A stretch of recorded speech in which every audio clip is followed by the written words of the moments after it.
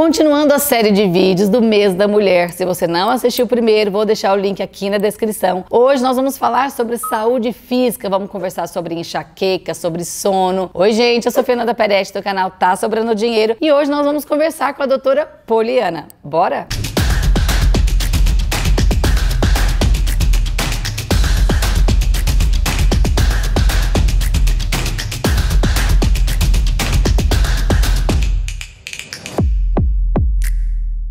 Oi gente, no episódio de hoje do mês das mulheres eu trouxe uma pessoa muito especial, aliás, mais uma pessoa muito especial, doutora Poliana Pisa, uma neurologista assim, incomparável. Eu vou deixar ela se apresentar pra gente conversar sobre a saúde da mulher. Presta atenção, que ela tem muita informação bacana pra compartilhar e que pode te ajudar demais. Oi Poli! Oi Fê! Seja muito bem-vinda ao meu canal, ela também é minha vizinha, conheci ela há pouco tempo, mas ela me conquistou assim muito rapidamente, porque além de ser uma pessoa muito inteligente, é simpática, falante, joga beach tênis. E aí a gente teve uma conexão bacana. Então, na hora que eu pensei em trazer alguém da saúde, pensei em Poliana. Fê, prazer enorme estar aqui com você, com vocês todos que são pessoas que assistem esse canal. Eu assisto também, sou muito fã da Fê, não sou só vizinha, sou uma admiradora também. Então vamos lá, Poli. Olha, a gente vai abordar dois assuntos muito importantes para a mulher, principalmente, né? Pode ser até um assunto, inclusive para os homens, né? Mas a gente vai falar aqui diretamente com as mulheres por conta do mês, que é, primeiro, enxaqueca, coisa que eu já sofri, e também vamos falar depois sobre sono, que vocês sabem que é um assunto que eu amo. Mas vamos falar primeiro sobre a cabeça, né, porque é neurologista, mas o sono também tem a ver com isso. Enxaqueca, Poli, como é que a gente pode explicar? Tem cura, não tem? Por que acontece? Dá uma ajudinha aí pra gente. É muito comum as mulheres se queixarem de enxaqueca, mas ela não é restrita às mulheres, né? Ela é mais prevalente sim, então a gente acredita que seja em média 9 vezes acometendo mais as mulheres do que os homens. A enxaqueca, Fer, ela é uma doença genética, então existe uma predisposição a se ter enxaqueca. Eu costumo explicar para os meus pacientes que é como se fosse um copo com água e um copo com álcool. Você pega o fósforo, joga no copo com água, não acontece nada. Você joga no copo com álcool, explode. Quem que é o copo com álcool? É quem tem a predisposição. O que é o fósforo? É aquilo que vai engatilhar a sua dor, é que vai servir de gatilho para você ter a dor. Então a pessoa que não tem a predisposição, ela se expõe a esses gatilhos e não acontece nada. A pessoa que tem a predisposição, ela se expõe e vai ter a dor de cabeça. E aí esses gatilhos, Fer, eles diferem de pessoa para pessoa, tá? Então tem pessoas que têm um gatilho, tem pessoas que têm outro, e são muitos. Os principais, na mulher principalmente, é a menstruação. No meu caso é esse. Então o fator hormonal, ele é muito importante. E a menstruação, ela tem essa relação porque existe um pico e uma queda muito abrupta do hormônio nesse período. E aí por isso que as mulheres têm esse gatilho muito importante. Outros gatilhos conhecidos são alguns tipos de alimentação, bebida alcoólica, principalmente o vinho, alguns tipos de alteração do seu ciclo circadiano, então dormir muito, mais do que 9 horas, não é só dormir pouco. Ah, que interessante! Por isso que às vezes no fim de semana a pessoa fala, poxa, eu passei a semana inteira sem dor e justo no fim de semana eu vou ter a dor de cabeça. Então dormir mais do que 9 horas, dormir menos do que 6 horas. Tem alguns tipos de gatilho que são relacionados a cheiro, então você pode perceber que quem tem enxaqueca, entra no elevador, aquele cheiro de perfume doce e fala, pronto, vai desencadear a enxaqueca. Então tem várias coisas que podem ser gatilho, mas não são a causa, tá? O que acontece no cérebro para desencadear a enxaqueca? A gente acredita que seja uma relação com um nervo chamado trigêmeo e um processo inflamatório, não é um processo infeccioso, tá? O organismo entende como se tivesse acontecendo uma inflamação e desencadeia todo um processo neurofisiológico para, no final, vai culminar com a dor. E o mais interessante, Fê, é que assim, a gente fala enxaqueca, a gente fala muito da dor de cabeça, mas a dor de cabeça, ela não é o único sintoma da enxaqueca. Ok. Então, tentando entender. Não é? A dor de cabeça, ela está dentro do pacotinho da enxaqueca. E tem outras coisas, o estômago que ataca, Isso, né? tem algumas coisas que vêm antes da dor.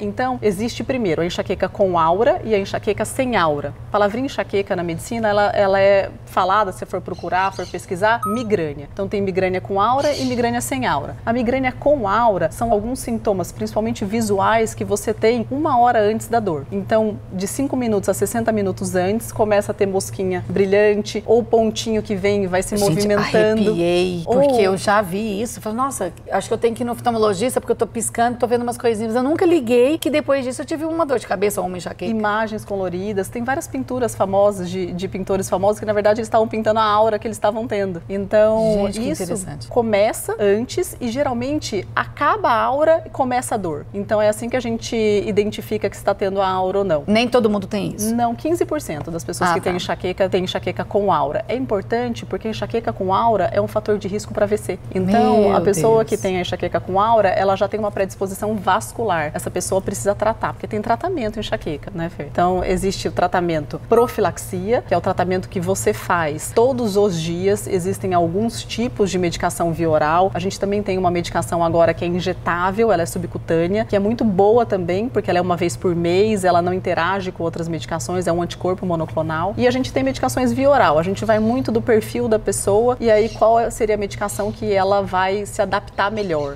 mesmo todas sendo eficazes, né? Outra coisa importante é que a gente, assim, tem o remedinho da hora da dor. Esse remédio da hora da dor, ele não trata. O que vai tratar é a profilaxia. Ele só tira a dor. Então, tem algumas classes que funcionam mais e outras menos. Mas importantíssimo é que se você tomar muito esse remédio da hora da dor, você vai desenvolver uma outra dor de cabeça chamada cefaleia crônica diária por analgesia. É o remédio da dor provocando a dor. Então, é uma loucura. Então, eu vou até parar um pouquinho nesse assunto, porque eu sou a pessoa que carrego esse remedinho da dor, porque vira e mexe eu não sei o que vai acontecer, porque como eu não menstruo, eu uso Mirena. Eu não sei quando vem, eu também não faço tabelinha. E aí eu tenho um remédio que eu tomo, eu não vou falar o nome, porque senão as pessoas copiam, eu não sou médica, não estou, mas eu tomo um remédio para dor de cabeça e um anti-inflamatório junto. Que gracinha, Fernanda. É, toda vez que eu tenho. E agora você falou, como é algo inflamatório, eu falei, por isso que quando eu tomo o remédio sem o anti-inflamatório, não passa. O problema do uso crônico do anti-inflamatório. Já escutei, é péssimo. É péssimo para o seu rim, é péssimo para o seu estômago. Tem pessoas em diálise hoje que faziam uso crônico de anti-inflamatório. Tá, então só continuando, sei que é errado, escutaram errado, só que eu, com o tempo, fui reduzindo a quantidade de episódios que eu tinha de enxaqueca. Então, quando eu era mais nova, eu tinha muito. Depois que eu me tornei mãe, parece que deu uma aumentada, depois diminuiu. Hoje, parece que eu tenho menos. Quando a gente usa um dispositivo intrauterino, a gente também joga a favor do tratamento. Ah, né? Entendi. Porque os anticoncepcionais via oral, eles são ao contrário. Muitas vezes eles aumentam. O dispositivo intrauterino, porque tem a relação com o hormônio, ele tem uma dosagem muito pequena, principalmente os que são hormonais e não os outros. Físico. Então, eles diminuem um gatilho que é o gatilho hormonal. Então, pode ser que isso tenha coincidido com a sua melhora também. Ah, não, com certeza. É, porque o prazo tem a ver. Então tá. Tem cura? Não. Ah, mas várias outras coisas também não tem cura. É, com certeza. Tipo, mau humor. Não tem cura.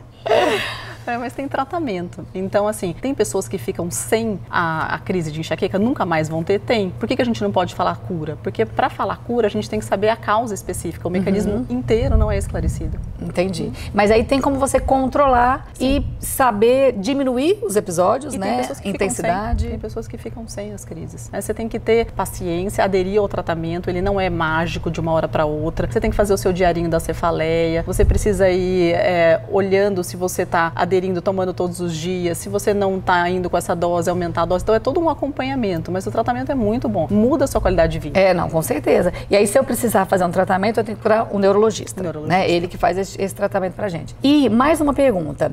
No meu caso, eu vou falar muita pergunta com relação ao que eu passo, né? Eu já percebi que se eu não tomar o remédio rápido, ela aumenta e eu tenho dificuldade em que ela passe. Isso é verdade? Quanto mais tempo eu demorar... Totalmente, Fê. Se você demorar muito, nem toma. Porque o pico da medicação, ele demora e ele não vai coincidir com o pico da dor. Aí você vai ter o pico da dor antes que a medicação tenha o seu efeito para ela ter o nível sérico suficiente, o nível no sangue suficiente. Então, assim, geralmente, 3 a 4 horas é esse pico. Se você passou isso, não adianta você tomar. Não vai passar. Por isso que a gente fala até para o paciente, ó, quando começar a dor, já toma medicação. Não é que a gente quer que você tome mais medicação, é o contrário. Porque se você começar a tomar tardiamente, você vai ter que tomar o outro, até algum fazer um efeito. né? E às vezes também nem vai fazer efeito, Exato. né? Ah, então tá bom. Bom, gente, se vocês tiverem mais perguntas sobre enxaqueca, deixa aqui embaixo que eu vou tirar todas essas dúvidas com a doutora Poliana. Agora, Poli, outra coisa que você trouxe, né, que você vai trazer pra gente que eu acho interessantíssimo é a relação entre o sono e a nossa qualidade de vida. Porque há pouco tempo eu entendi que para eu ser uma pessoa produtiva, eu precisava dormir. Quando eu comecei a trabalhar com rede social, que foi na minha troca de profissão, eu achava que aquela frase que as pessoas repetem tanto, enquanto os outros dormem, você trabalha. E aí isso caiu em desuso. Há pouco tempo as pessoas começaram a falar, não caia nessa cilada, porque isso acaba com a sua produtividade, com a sua criatividade, com a sua paz, com a sua saúde. E aí eu comecei a ler sobre isso, porque quando eu comecei a dormir mais, eu tinha a sensação de que eu estava sendo preguiçosa, que eu não estava rendendo o que eu poderia, que se eu estivesse trabalhando naquele momento em que todo mundo estava dormindo, seria um ambiente mais tranquilo e que eu produziria melhor, até que eu entendi que eu só estava me prejudicando, né? Não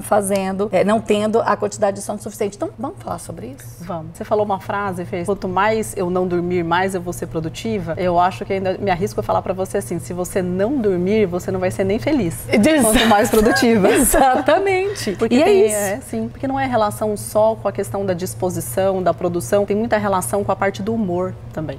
Então, o sono é uma coisa fascinante e há pouco tempo a gente sabe mais sobre ele. Então, a gente ficou muito tempo da nossa história, da humanidade, sem conhecer o sono. Então, o que a gente sabe hoje? O sono, ele não é uma coisa única, ele não é uma fase única. A gente tem pelo menos 5 fases bem estabelecidas do sono. E para você descansar fisicamente e mentalmente, você precisa passar necessariamente por essas 5 fases. E elas não são fases lineares, que você começa no estágio ou vai aprofundando, como a gente costuma falar, eu não tenho um sono profundo. Eu achei que fosse. Ela vai e vem, ela volta para uma outra fase, vem de novo. Existe uma fase do sono que ela relaxa completamente a sua musculatura, que é para você ter esse relaxamento mesmo. Existe uma fase do sono em que você sonha, você tem uma produção mental importante, mas existe outra fase que não, que você está descansando a sua mente, grosseiramente falando, né? Então, é muito importante que passe por essas fases para que você descanse realmente. E aí a gente pensa assim, então eu vou dormir 12 horas. Não, não é dormir 12 horas, é dormir 6, 7, 8 com qualidade. Qualidade significa passar por essas fases. Então, se eu chegar lá e dormir 12 horas e não passei adequadamente por isso, não adianta. Se eu fui lá e dormi 6 e fiz aquilo tudo, cumpri aquilo tudo direitinho, eu vou descansar. Então, tem gente que você conhece que dorme 5 horas e tá pleno. Tem gente que dorme 9 e tá destruído, irritado. E isso tem muita relação com hormônio, tem muita relação com pressão arterial. Tem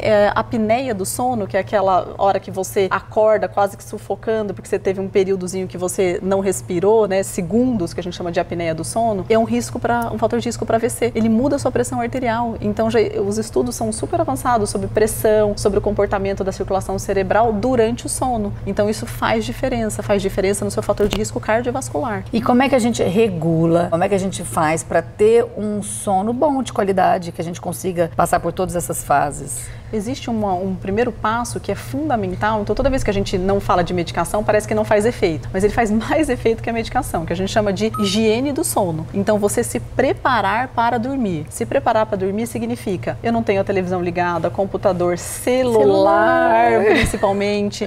Eu vou ouvir alguma coisa, se eu for ouvir música, eu vou ouvir alguma coisa que seja tranquila. Então, tem vários desses aplicativos com barulhinho do mar, barulhinho da floresta, da água caindo. Isso faz diferença. Sim. Então, alguma coisa que você se sinta relaxado, porque tem pessoas que não gostam, né, do barulho, mas tem pessoas que gostam muito. Então, alguma coisa que te relaxe. Luz, a menor quantidade possível, porque a luz, ela interfere muito. Você sabe assim, os países que escurece 3, 4 horas da tarde no inverno, eles têm muita depressão.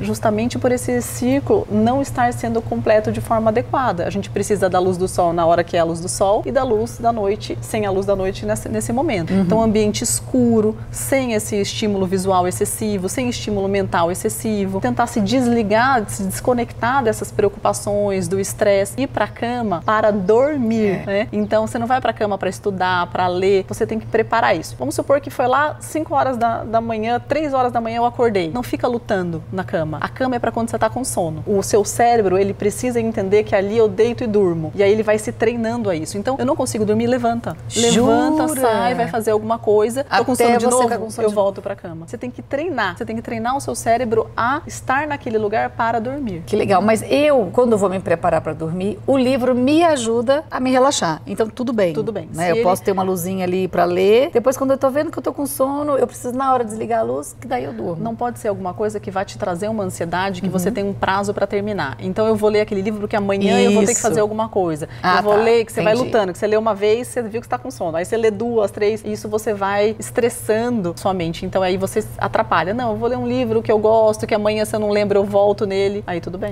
Não, que é o meu livro de cabeceira, que a gente fala que é livro de cabeceira, né? Nem sei se as pessoas usam mais isso. É realmente um livro que eu quero terminar, mas eu não tenho prazo. É um livro que eu gosto. É livro técnico, mas é sempre um livro tranquilo de ler. E realmente me dá um sono horroroso. Mas às vezes eu fico no celular, porque às vezes eu tô respondendo, enfim, né? A gente tem tudo a gente faz hoje no tal do celular. E a tela do celular é muito ruim, né? Sim. Por causa da luminosidade. É muito estímulo, né? Muito estímulo. Então não fique com o celular. Deixa ele numa distância. Exato. Porque hoje já vira vício, né? Ele tá ali do lado, a mão vai ali. Ué, mas pra que eu peguei? Não tem nada pra fazer, não. Eu vou só ver se eu recebi a mensagem, vou dar uma olhadinha no Instagram. Eu até falo pras pessoas aqui que eu estou no Instagram, mas eu não navego no Instagram. Eu só dou uma olhada no meu profissional, porque eu, obviamente, recebo muita notícia por ali, mas o meu pessoal eu não entro. Porque senão a gente fica viciado e na hora de dormir, se você começa ali no Instagram a rolar o feed, pronto, deu 1 hora, você não percebeu e você tá ali estimulando o cérebro, a luz e não consegue descansar. Sim, né? A BMJ é uma revista médica bem conceituada. Eles publicaram recentemente um estudo de neurociência sobre a mudança no cérebro dos adolescentes por conta das redes sociais. Então eles estão estudando e essa coisa de fico viciada em pegar tem muita relação com a sua necessidade rápida do feedback. Então os likes, olhar quem foi, quem comentou, quem viu. Que era antigamente como que a gente tinha feedback lá na minha época, que você é mais nova que eu. O que acontecia ali? Que me dera. A gente conversava com as pessoas ou tinha aquilo no momento específico. Agora você tem esse feedback quase que automático. E a pessoa, ela cria a necessidade de ver, ela não consegue. Se vicia nessa sensação de receber. Comportamento de compulsão. E aí você falou que vai ter um evento, né? Eu quero que você divulgue, vou deixar todas as informações aqui na descrição sobre sono, que vai ser aberto ao público. Isso mesmo, Fer. Então a gente vai ter na Faculdade de Medicina do Einstein, que a faculdade é lá no Morumbi ainda. Se Deus quiser, a gente terá em Goiânia também. E porque ela veio para Goiânia por causa disso, inclusive, né? Um dos motivos. Foi. Então a gente vai ter na Faculdade de Medicina do Einstein, o ensino do Einstein que está promovendo, uma semana do cérebro. Então a gente vai ter no dia 13, no dia 15 e no dia 17 lives que estão abertas ao público. De março agora, né? De março agora. Estão todos convidados. Essa semana também é a semana do sono. No dia 17 de março é o Dia Mundial do Sono. Então a gente vai fazer palestras, lives sobre o cérebro na educação, como que a neurociência explica várias metodologias de ensino, como que se comporta, como que as pessoas aprendem. Depois a gente vai ter também o cérebro e o Covid, para falar das alterações que são reais no Covid e neurológicas. E a gente vai falar também do sono. E aí toda a fisiologia do sono, isso que a gente conversou agora das fases, como que é um sono saudável, higiene do sono, com os melhores especialistas do Brasil. Então, gente, vocês precisam acompanhar. Vou deixar todas as informações aqui na descrição. Você vai participar? Com certeza. Ai, que lindo! Vou estar lá para assistir. É online, não sei se ela já falou, então vocês podem assistir a qualquer momento. Vou deixar o link, tem que fazer alguma inscrição, provavelmente, né? Você se inscreve, depois pega o link e assiste nas datas. Sim. Então é isso. Eu acho que eu não tenho mais uma. Você quer falar alguma coisa? Adicionar alguma informação para eles? Prazer enorme estar aqui com você, Fê. Ai, obrigada, Poli. Gente, então, se vocês quiserem que eu traga a doutora Poliana de novo aqui no meu canal, pode pedir, que daí eu vou insistir para ela voltar. Eu tenho certeza que ela tem muito mais para adicionar aqui, porque é uma pessoa incrível. Vocês perceberam que quando ela começou a falar, saía tanta informação que eu falei, meu Deus do céu, eu preciso sugar mais dessa amiga que sabe tanto. Pode pedir que eu traga ela de volta. Poli, muitíssimo obrigada por fornecer esse seu tempo para mim, viu? Gosto muito de você e agradeço. Eu também. Então, por hoje é isso. Fui. Um beijo.